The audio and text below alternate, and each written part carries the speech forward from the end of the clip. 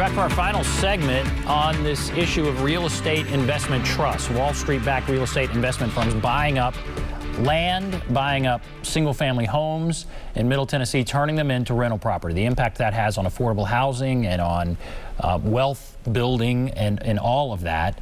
We have with us TSU Professor Ken Chilton, Metro Council member Tanaka Vercher, and in this final segment, I want to ask each of you kind of where do you go from here?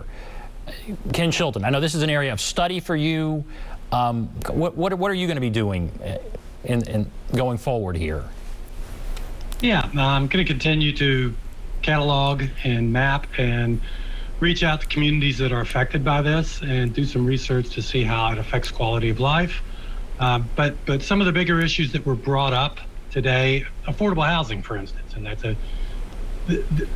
as the market changes, interest rates can't be this low forever. Historically, this trend is already really, really long. That contributes to the escalation of costs as people can take on more debt.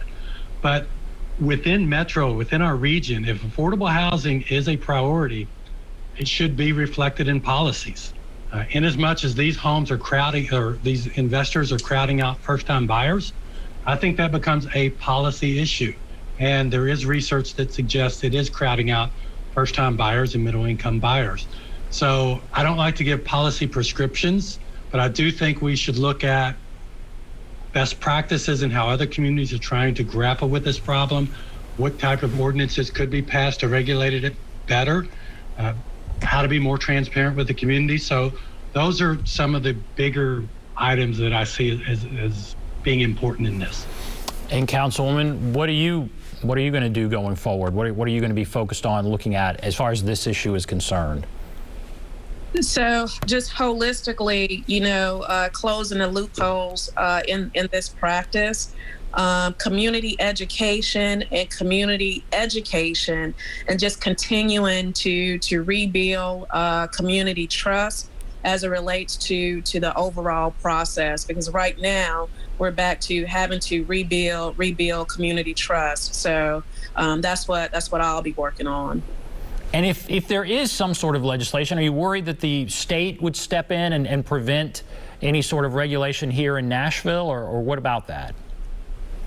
So I don't want to speak too prematurely as it relates to that, because I'm sure they are watching, but it's not a concern.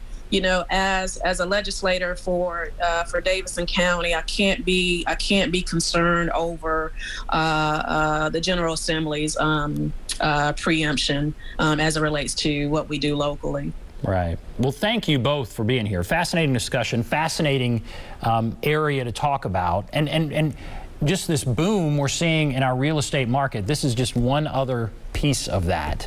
And we're seeing it in Nashville, we're seeing it in other, you said Charlotte and Arizona, some of these areas where tons of people are moving. This is something Nashville needs to think about and deal with. But thank you both for being on here. Thank you for having us.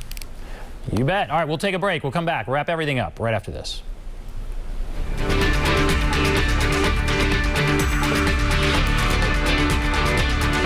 So that's it, man.